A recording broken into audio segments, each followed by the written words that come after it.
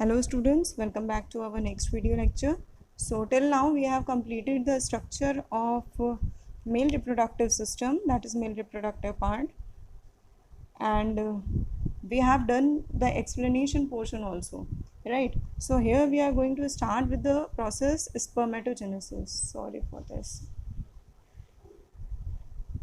Okay. So starting with the spermatogenesis, actually there has been one topic mentioned, the female reproductive system on page number 44, as well as one topic 3.3 gametogenesis on page number 47. Both are mentioned over here. I am explaining this spermatogenesis just after male reproductive system is the reason behind, so that you can also get to know about the process of how the Sertoli cells or how the spermatogonial cells or germ cells are able to produce sperms, and that particular the process of production of sperm or the process of formation of haploid male gamete sperm in seminiferous tubules of testis is known as spermatogenesis, right?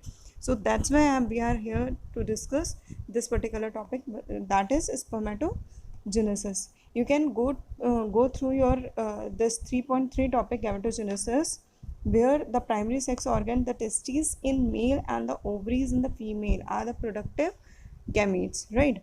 So पहले male reproductive system हमने discuss किया था, तो हम पहले male reproductive system में sperm का production कैसे होता है, जो मेल गैमीट है उसका फॉर्मेशन कैसे हो रहा है, वो हम यहाँ पे डिस्कस करेंगे, right? So in testis, the immature male germ cells, that is spermatogonia, produces sperms by the process known as spermatogenesis. That is what is mentioned over here. The process of formation of haploid male gamete sperm in seminiferous tubules of testis is known as spermatogenesis. Till here you have completed, right? External genitalia की बात हो गई थी, ये हो गया था, इसके स्ट्रक्चर्स और फंक्शंस बता दिए थे. अब इनर वॉल जो होती है सेमिनिफेरस ट्यूब्यूल्स की, इसमें क्या होते हैं, दो टाइप के सेल्स पाए जाते हैं, जिसमें हम एक को बोलते हैं सर्टोली सेल, और जो सर्टोली सेल्स होती हैं उसका फंक्शंस हमने इससे पहले सर्टोली सेल का फंक्शन हमने ऑलरेडी डिस्कस किया है पिछले वीडियो में, बट इसमें भी बात करेंगे. एंड दूसरी सेल्स होती हैं जो होती हैं germ cells, spermatogonial cells. Major जो रोल प्ले करेगा वो यहाँ पे जर्म सेल्स ही हैं. Sertoli cells as a support हैं, जैसे फंक्शंस आपको करने हैं आपकी बॉडी को, और आपकी बॉडी को फंक्शन करने के लिए मैक्रो न्यूट्रिएंट या माइक्रो न्यूट्रिएंट की ज़रूरत है, वो आप वेजिटेबल से प्राप्त करते हैं. नरिशमेंट आप चाहे वो सप्लीमेंट्स हो, चाहे फूड सप्लीमेंट्स हो, चाहे आपके डायरेक्टली फूड या वेजिटेबल्स हो, उससे मिलेगा, लेकिन एग्जैक्टली आपकी बॉडी ही फंक्शन करेगी. उसी तरह जर्म सेल्स और सर्टोली सेल्स दो टाइप की सेल्स होती हैं, जिसमें जर्म सेल जो स्पर्मेटोगोनियल सेल्स होती हैं, these are responsible for these themselves get these germ cells, sorry for this extra letter, cells divide themselves and develops into a sperm, right? And Sertoli cells का function क्या होता है? These cells nourish the developing sperms. Okay, so spermatogenesis takes place in two stages. First is spermatidogenesis और spermiogenesis. यहाँ पे difference M तक वही spelling आएगी, ठीक है? ATIDO, एटिडो वर्ड यहाँ पे एक्स्ट्रा आ जाएगा, और यहाँ पे स्पर्मियोजेनेसिस आपको याद होता जाएगा, right? Moving on to our next slide. Here these processes have been explained. So what is spermatidogenesis? It is the process of formation of spermatids. इसमें क्या होता है, स्पर्मेटिड्स का फॉर्मेशन होता है. स्पर्मेटिड्स का फॉर्मेशन कैसे होगा? इट इन्वॉल्व्स 3 सब स्टेजेस. इसमें 3 सब स्टेजेस इन्वॉल्व होती हैं. वो कैसे से हैं स्पर्मेटोजेनेसिस में, वो हम आगे बात करेंगे. नेक्स्ट फेज आता है, ये 3 फेजेस हैं, ठीक है? आपका जो स्टेजेस हैं, उन स्टेजेस की हम बात करेंगे, 3 स्टेजेस की. एक है मल्टीप्लिकेशन फेज़.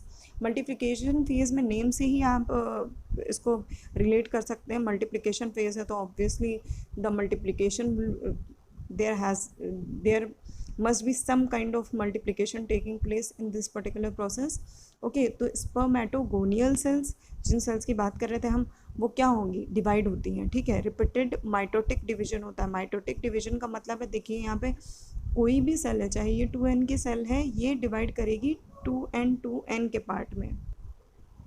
फिर moving on to the next, this 2n condition again gets divide mitotically in 2n condition. Okay, so here what the particular process is taking place, the spermatogonial cells undergoes repeated mitotic division and forms large number of diploid spermatogonial cells. Okay, moving on to the next phase, that is growth phase. The spermatogonial cells grow in size by increasing cytoplasm. तो यहाँ पे क्या होती है, ये जो spermatogonial cells होती हैं, यहाँ पे आप देख सकते हैं साइटोप्लाज्म इंक्रीज हो जाएगा, मतलब ग्रो कर जाएंगी, तो साइज बाय साइज ये ग्रो कर जाती हैं। एंड ग्रो करने के बाद ये दूसरे फेज में रीच करेंगे, जो मैच्योरेशन फेज होगा, gets ready for maturation. And now the spermatogonial cells, right, spermatogonial cells, ये स्पर्मेटोगोनिया है ना, तो ये स्पर्मेटोगोनियल सेल्स हो गए जो मैच्योर हो रहे हैं, are known as primary spermatocyte. अब ये वाली जो ग्रोथ फेज, ये ग्रोथ, ये मल्टीप्लिकेशन फेज हो गई, यहाँ से ग्रोथ फेज देखिए इनलार्जमेंट हो रहा है। ग्रोथ फेज होने के बाद ये प्राइमरी स्पर्मेटोसाइट्स फॉर्म करती है। Okay, moving to the next phase, that is known as maturation phase.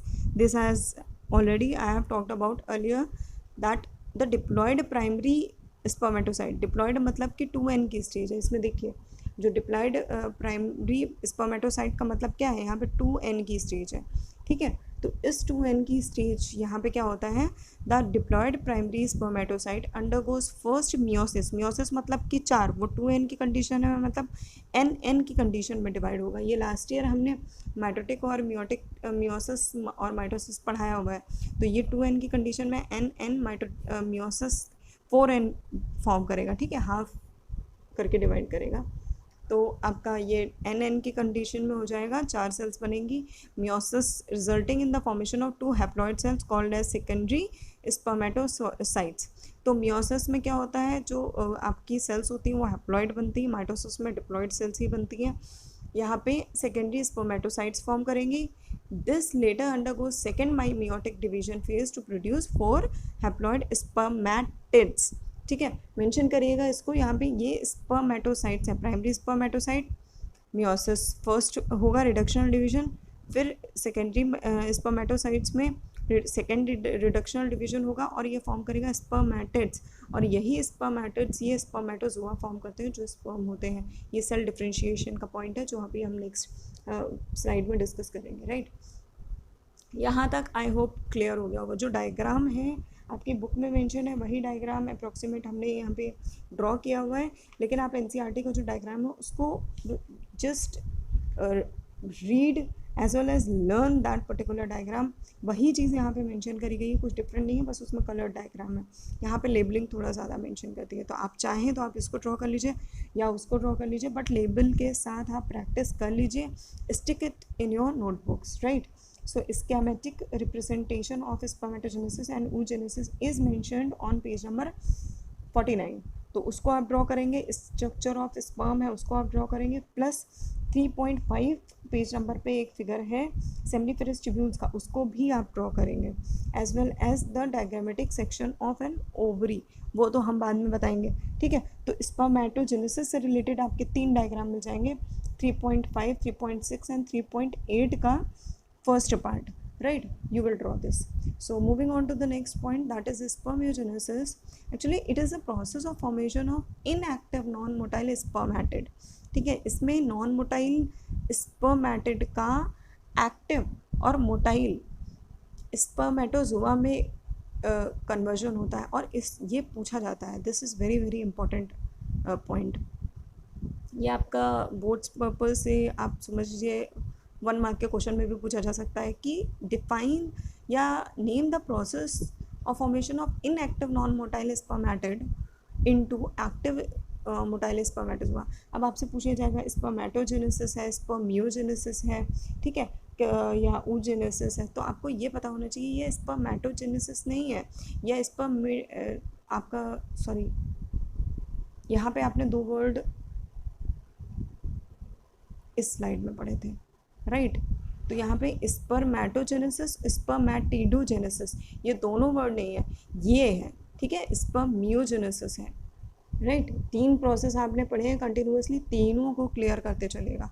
Spermiogenesis है जो लास्ट वाला प्रोसेस है, वही है ये, और लास्ट में ही वो मोटाइल स्पर्मेटोजोआ बनेगा, क्योंकि लास्ट में ही स्पर्म, फाइनली जो एक प्रोडक्ट हमें चाहिए वो स्पर्म है इतने पूरे प्रोसेस का, तो वो यहाँ पे होगा, ठीक है। The spermatid undergoes following structural change, and what are the structural changes taking place here is first point, the small vesicles of Golgi complex fuse to form a cup-like acrosome structure anterior to the nucleus। तो ये आपका structure formation बताया गया है यहाँ पे कैसे से फॉर्म होता है। Then the two centrioles of spermatids move towards the nucleus. ये आपका अपने जब लास्ट ईयर क्लास 11th में सेल डिवीजन पढ़ाया मैंने, तो सेम वही प्रोसेस है, एक्चुअली सेल डिवीजन का प्रोसेस यहाँ पे बताया गया है, लेकिन किसके केस पे, स्पर्म फॉर्मेशन के केस में, राइट। तो two centroids of the spermatids move towards the nucleus and arrange beneath the nucleus as a proximal distal centroid. The distal centroid elongates to form a tail, right, and the mitochondria forms a enlarged mass of the neck and at the neck region। तो ये structure जब आप देखेंगे structure of sperm in the figure 3.6 on the page number 48 of your NCERT biology, right. तो वहाँ पे आपको ये डायग्राम बहुत अच्छे से दिख जाएगा, उसी का ये डिवीजन, उसी का जो स्पर्मियोजेनेसिस करने के बाद ये मोटाइल स्पर्म फॉर्मेशन हो रहा है, spermatozoa means sperm, you can consider that, right. तो वही ये यहाँ पे डिस्क्राइब किया गया है कि किस पोर्शन का डिवीजन होके क्या बनता है exactly. The distal centroid elongates to form a tail and the mitochondria forms a large mass at a neck region, right। तो mitochondria neck region form कर लेता है and nucleus becomes the elongated and forms a spherical shape। और जो nucleus है वो tell like structure आपका spherical, वो एलोंगेटेड और स्फेरिकल शेप फॉर्म कर रहा है। अब यहाँ पे आप इसका डिवीज़न बहुत अच्छे से देख सकते हैं। ये आपके वो हैं जो आप बायोलॉजिकली आप उसमें माइक्रोबायोलॉजिकल लैब्स में जब आप इसको देखते हैं, माइक्रोस्कोप के अंडर जब आप ऑब्जर्व करेंगे तो कुछ इस टाइप के स्ट्रक्चर्स दिखते हैं, मिलियंस ऑफ स्पर्म्स होते हैं, फॉर्मेशन होता है, आपको पता है ये चीज़, इसमें ज़्यादा डेप्थ में नहीं जाएंगे। ये गोल्गी एपरेटस का स्ट्रक्चर है जो आपको लेबल नहीं दिख रहा होगा, ठीक है, स्क्रीन आउट ऑफ स्क्रीन हो रहा है, तो ये गोल्गी एपरेटस है। Then acrosome vesicles, then this is spermatid nucleus, right. और ये यहाँ से देखिए डिवीजन होना शुरू हुआ है। बहुत अच्छा डायग्राम है, इससे बेटर डायग्राम आपको एक्सप्लेनेटरी फॉर्म में मिलेगा नहीं कहीं, राइट। तो ये सेंट्रोइल्स हैं और ये एक्रोसोमल वेसिकल है, यहीं से ये देखिए head like structure, tip like structure form होना शुरू होता है, और स्पर्मेटिड न्यूक्लियस से ये माइक्रो ट्यूब्यूल्स फॉर्म होकर फ्लैजिला फॉर्म करेंगे। फ्लैजिला क्या करता है, स्पर्म को मोटिलिटी प्रोवाइड करता है। ये स्नेक लाइक जो स्ट्रक्चर आपको दिख रहा है, इससे मोटाइल फॉर्म हो जाता है, ये इसका हेड लाइक स्ट्रक्चर है। और फिर देखिए एक्रोसोम है वो इसके टिप बना लेगा, फिर न्यूक्लियस है, एक्सेस ऑफ साइटोप्लाज्म जो है वो रिमूव हो जाएगा, दिख रहा है, और यहाँ पे जाके एक ये लेयरिंग फॉर्म कर लेगा, राइट। ये नेक लाइक स्ट्रक्चर है जो माइटोकॉन्ड्रिया, ये देखिए माइटोकॉन्ड्रिया है, सेल का जो माइटोकॉन्ड्रिया है वो बाहर आके इधर आएगा, और इधर से ये यहाँ पे इसका नेक लाइक स्ट्रक्चर फॉर्म कर लेगा, और एक्सेस ऑफ साइटोप्लाज्म ये आपका यहाँ पे इकट्ठा हो जाता है, रिमूव हो जाता है कई बारी तो, और फिर ये टेल लाइक स्ट्रक्चर, ये मिड हेड पीस और हेड। इससे ज़्यादा डिटेल्ड स्ट्रक्चर आप स्पर्म का कहीं नहीं ऑब्जर्व करेंगे। आपकी बुक में थोड़ी बहुत थ्योरी दी गई है इससे रिलेटेड कि मिडल पीस, नेक और टेल कैसा होता है, किस तरीके से फॉर्मेशन होता है, बहुत ज़्यादा डिटेल में नहीं दिया गया है, बट नाउ यू नो। सो अगर आपसे पूछा जाता है इससे डिटेल में कुछ क्वेश्चन तो आप बता लेंगे, अदरवाइज इसकी ज़रूरत नहीं है बुक में बनाने की, कॉपी में बनाने की। If you want to draw this diagram you can draw for your practice purpose in your rough notebooks, right. So I hope spermatogenesis process, that is the formation of sperm, is clear to you. Moving on to the next topic, that is structure of sperm. In this particular topic we are going to study about this particular diagram, which is the diagram of sperm. This you know, that is acrosome, this is the head part, and this is nucleus. Sorry for this spelling, the spelling is accurate, incorrect. This is a written, I guess it is clear, right. इसको n यहाँ पे आएगा, typing mistake है। नेक, ये नेक portion है जो आपका mitochondria से बन रहा है, ये माइटोकॉन्ड्रिया है। माइटोकॉन्ड्रियल शेथ है जो उसकी कवरिंग फॉर्म करती है। फिर सेंट्रोयल है, ये सेल मेम्ब्रेन है जो एज इट इज़ सारी सेल्स में प्रेजेंट होती है। अच्छा, स्पर्म भी सेल का ही पार्ट है, ये भी सेल ही है, ओवम भी सेल ही है, स्पर्म भी एक सेल ही है। तो जो सेल के पार्ट होते हैं वही इसमें, बस डिज़ाइनिंग जो है वो डिफरेंट है। जैसे आरबीसीज राउंड कलर का होता है, रेड कलर का होता है, राउंड शेप में होता है, उसी तरह न्यूरॉन जो है वो कुछ कुछ स्पर्म लाइक स्ट्रक्चर में आपका हेड पोर्शन होता है, टेल पोर्शन होता है, लॉन्गेस्ट सेल है बॉडी में, ठीक है। तो उसी तरीके से ये एक सेल ही है। सेल में कुछ एक्स्ट्रा स्ट्रक्चर है, क्यों? क्योंकि इसका कुछ एक्स्ट्रा फंक्शन भी होता है, राइट। तो ये axial filament, this axial filament contains TBCs 9+2, इससे आपको मतलब नहीं, हायर लेवल का है, ठीक है, आप पढ़ना चाहिएगा तो पढ़ लीजिएगा। टेल, देन एंड पीस, या आपका एंड पीस है टेल का, फिर cell membrane. Sperm is a male haploid gamete, बता दिया है आपको। It measures about 60 micron in length. It contains 3 regions, majorly divided हैं head, middle piece and tail, right. तो ये मिडिल पीस ये वाला है, ये नेक से लेके माइटोकॉन्ड्रियल शेथ वाला, और ये टेल, ये पूरा इसमें टेल के ही पोर्शन में आ जाता है जो एंड पीस से आप दे रहे हैं। हेड में क्या होता है? Head, the head of the sperm is arrow shaped, contains a large haploid nucleus, right. तो इसमें हैप्लॉइड न्यूक्लियस होता है, पूरा ये मेल गैमीट ही हैप्लॉइड है actually. Anterior nucleus is covered by a cap-like structure known as acrosome. We have already discussed. It is formed by Golgi complex. पिछले video में, पिछले स्लाइड में हमने ऑलरेडी इस चीज़ को डिस्कस किया हुआ है। It contains the lytic enzyme to dissolve the egg membrane during fertilisation. इसमें एक special kind of enzyme present होते हैं, जिन एंजाइम्स को हम बोलते हैं लेटिक एंजाइम। वो क्या करते हैं, जो आपकी ओवम की एग सेल होती है, ठीक है, ओवम या एग का जो मेम्ब्रेन होता है उसको डिसॉल्व कर देते हैं।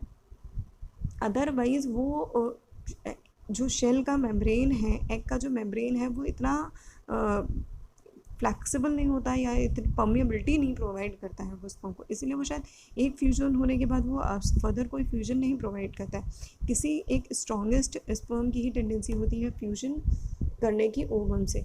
It is just because that lytic enzyme present on the tip of that particular sperm.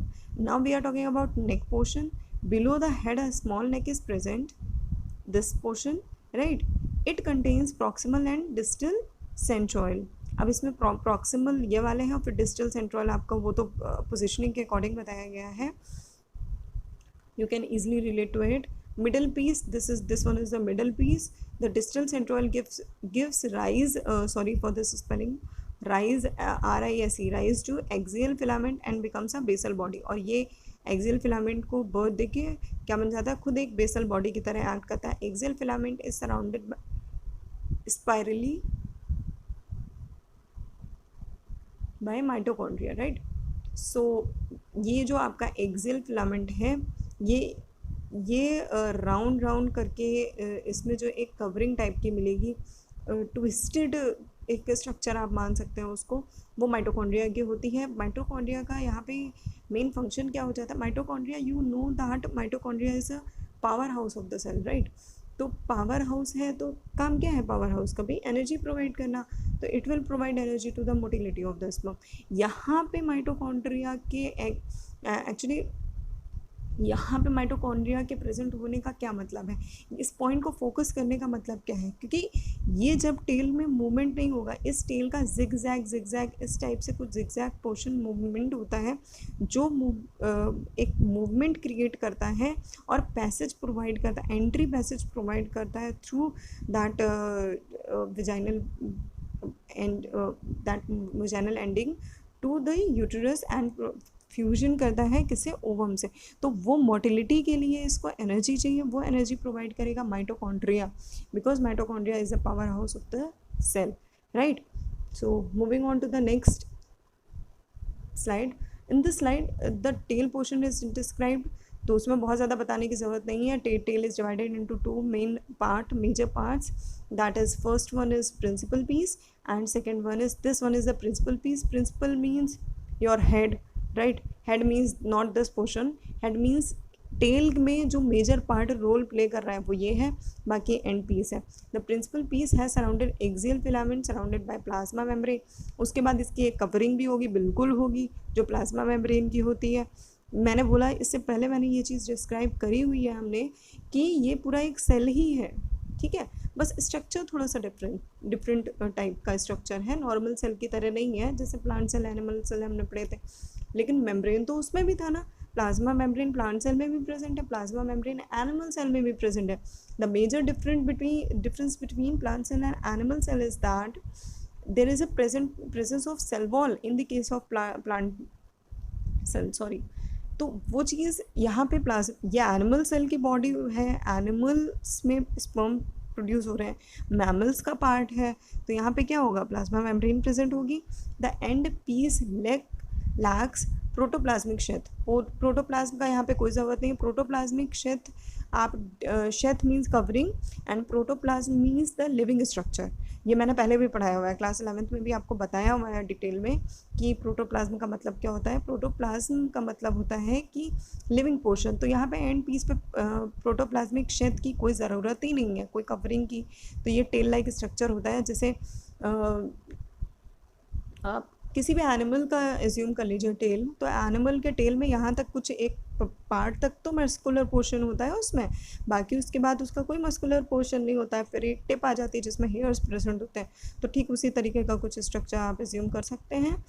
The tail is used for swimming movement in the liquid media. I have already explain this particular portion in detail, right.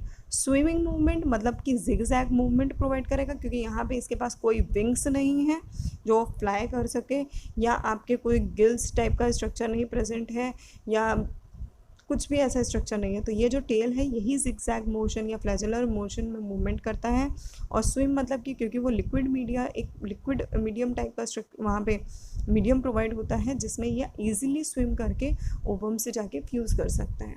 Okay, so moving on to the next, this is the hormonal control of spermatogenesis।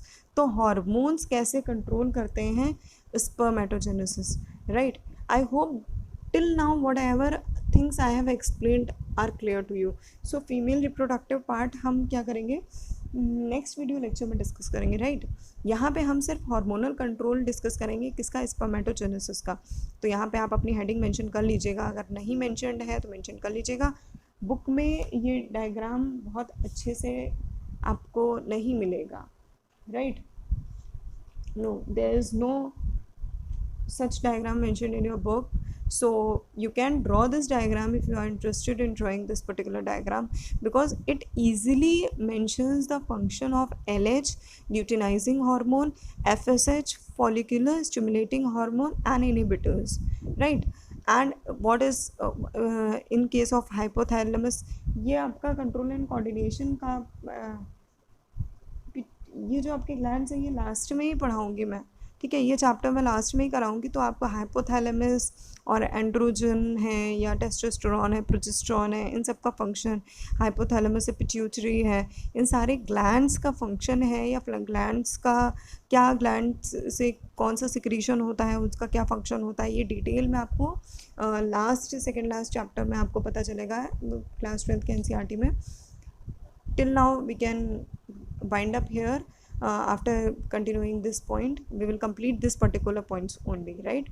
so this process is initiated at puberty due to secretion of gonadotropin, that is GnRH। इसको याद करके रखिए, gonadotropin मतलब कि ऐसा hormone जो gonads को secrete करने का काम करता है, राइट। गोनाड को सिक्रीट करना है मतलब कि जो आपके जो सेक्सुअल कैरेक्टरिस्टिक्स के जितने हार्मोन्स होते हैं जो आपकी बॉडी में सेक्सुअली डिफरेंस क्रिएट करते हैं, वो कब होगा भाई, जब कोई पर्सन प्यूबर्टी की स्टेज पे आ चुका होगा, राइट। तो प्यूबर्टी की स्टेज पे आने पे सिक्रीशन होता है गोनाडोट्रोपिन हार्मोन का, एंड ये गोनाडोट्रोपिन हार्मोन सिक्रीटेड कहाँ, this gonadotropin hormone is secreted from hypothalamus and stimulates anterior pituitary to secrete 2 gonadotropin hormone। और ये क्या करेगा, 2 गोनाडोट्रोपिन्स को सिक्रीशन के लिए लीड करता है। लेकिन कब, जब ये हाइपोथैलेमस को एक हाइपोथैलेमस स्टिमुलेट करता है एंटीरियर पिट्यूटरी को। पिट्यूटरी मास्टर ग्लैंड कहलाता है आपकी बॉडी का। आपने पढ़ा होगा, इससे पहले तो पढ़ा ही होगा एटलीस्ट, कि पिट्यूटरी को हम मास्टर ग्लैंड कहते हैं। मास्टर मतलब कि वो मास्टर है कई सारी चीज़ें करने में, राइट। एक चीज़ के लिए रिस्पॉन्सिबल नहीं है, it is responsible for more than 1 to 2 or 4 functions. Okay, so in this case what is happening, anterior pituitary GnRH, that is gonadotropin releasing hormone secreted from hypothalamus, stimulates. अब ये जो है gonadotropin hormone, ये anterior pituitary को एक message provide करता है कि उसे 2 गोनाडोट्रोपिन सिक्रीट करने हैं, ठीक है। वो कौन से हैं, LH और FSH। अब आपको ये चीज़ अच्छे से पता है कि LH और FSH जो हैं वो सेक्सुअल हार्मोन्स होते हैं, ठीक है। LH acts on Leydig cells. Leydig cells के बारे में इससे पहले वाली वीडियो में हम बहुत अच्छे से डिटेल में बता चुके हैं कि लेडिक सेल्स का काम क्या होता है। अगर किसी को आता है तो वो इसमें कमेंट सेक्शन में मेंशन कर दीजिएगा कि लेडिक सेल्स का फंक्शन क्या होता है, ठीक है। अब तक आप मेंशन कर चुके हो अगर आंसर, तो फिर मैं मेंशन करती हूँ। Leydig cells synthesize and secrete testicular hormone known as androgens, ठीक है। तो यहाँ पे क्या है, Leydig cells stimulates synthesis of androgens. Androgens stimulates spermatogenesis, और स्पर्मेटोजेनेसिस इस पूरे वीडियो में यही डिस्कस किया गया है कि स्पर्मेटोजेनेसिस एक्चुअली है क्या। तो एंड्रोजन जो हार्मोन है वो LH क्या करेगा, LH यहाँ पे आप देख सकते हैं हाइपोथैलेमस FSH LH या RH, ठीक है। तो यहाँ पे LH क्या करेगा, यहाँ पे आएगा और लेडिक सेल्स को एक मैसेज प्रोवाइड करेगा, और वो मैसेज क्या होगा कि वो सिंथेसिस करे किस चीज़ का, एंड्रोजन्स का। और जब एंड्रोजन्स का सिक्रीशन हो, सिंथेसिस होगा बॉडी में, एंड्रोजन क्या है, हार्मोन ही तो है, ठीक है। एंड्रोजन्स के टेस्टिकुलर हार्मोन्स ही तो हैं, टेस्टिकुलर हार्मोन है, मेल्स के केस की बात हो रही है, ठीक। तो स्पर्मेटोजेनेसिस का प्रोसेस होगा, स्पर्मेटोजेनेसिस आपको पता है। Then moving on to the second part, that is second hormone, that is FSH, follicular stimulating hormone. यहाँ पे ये स्पेलिंग इसकी मेंशन्ड है। FSH acts on Sertoli cells. Sertoli cells के बारे में अभी मैंने बात करी थी कि इसका फंक्शन होता है सपोर्ट करना, ठीक है। स्पर्मेटोजेनेसिस में भी सर्टोली सेल्स सिर्फ सपोर्ट करने का काम करती है, मतलब कि न्यूट्रिशन प्रोवाइड करने का काम करती है। तो FSH क्या है, अच्छा इससे आप इसे भी याद कर सकते हैं कि F मतलब फूड, ठीक है। तो फॉलिक्यूलर स्टिमुलेटिंग हार्मोन का काम क्या होगा, कोई नरिशमेंट से रिलेटेड या न्यूट्रिशन से रिलेटेड, तो उनसे रिलेटेड एक ही सेल है आपके पास, सर्टोली सेल्स। तो ये सर्टोली सेल्स पे वर्क करेंगे, राइट, एंड स्टिमुलेट्स स्पर्मेटोजेनेसिस। और उसके बाद ये क्या करेगा, स्पर्मेटोजेनेसिस को स्टिमुलेट करेगा। अच्छा, दोनों चीज़ें इंपॉर्टेंट हैं, LH भी इम्पॉर्टेंट है, FSH भी इम्पॉर्टेंट है। इन दोनों हार्मोन्स में से किसी भी की भी कमी होने से, देखिए अगर LH hormone, right, luteinizing hormone, questions यहाँ पे कुछ अराइज होते हैं, तो उनको जो मेजर क्वेश्चंस हैं उनकी क्वेरी को हम लेके चलेंगे, बाकी जो भी क्वेश्चंस होंगे तो that you will mention in the comment section, okay. LH luteinizing hormone अगर बॉडी में नहीं फॉर्म हो या कम फॉर्म होगा, स्पर्म का फॉर्मेशन ही नहीं होगा, करेक्ट। क्यों, क्योंकि it stimulates, LH stimulates the synthesis of androgen, और एंड्रोजन ही अगर स्टिमुलेट नहीं हुआ तो स्पर्मेटोजेनेसिस का प्रोसेस ही नहीं होगा, सिंपल। तो यहाँ पे स्पर्म का फॉर्मेशन नहीं होगा। दूसरी चीज़ हम बोल रहे हैं कि ल्यूटिनाइजिंग हार्मोन प्रॉपरली वर्क कर रहा है, मतलब कि एंड्रोजन्स का प्रोडक्शन हो रहा है, एंड्रोजन्स का प्रोडक्शन होने के बाद स्पर्मेटोजेनेसिस हो रहा है, स्पर्म का भी फॉर्मेशन हो रहा है, वेल एंड गुड, तो स्पर्म का फॉर्मेशन हो रहा है। बट यहाँ पे FSH का रोल क्या है, फूड। आप बड़े हो गए हैं, आप कितने भी बड़े हो जाएं, अगर आपको फूड या नरिशमेंट नहीं प्रोवाइड होगा, कितना आप सर्वाइव करेंगे, 1 month, 1 day, 2 day, 3 days, 4 days, 1 week, 1 month. Otherwise, after some particular time or after a time period, you will not be able to survive on your stored food, right? तो यहाँ पे भी क्या होगा कि स्पर्मेटोजेनेसिस प्रोसेस हो गया, कोई दिक्कत नहीं है। LH अगर LH एक्ट कर रहा है लेडिक सेल्स पर, तो लेडिक सेल्स स्पर्मेटोजेनेसिस करके स्पर्म का फॉर्मेशन करेंगी।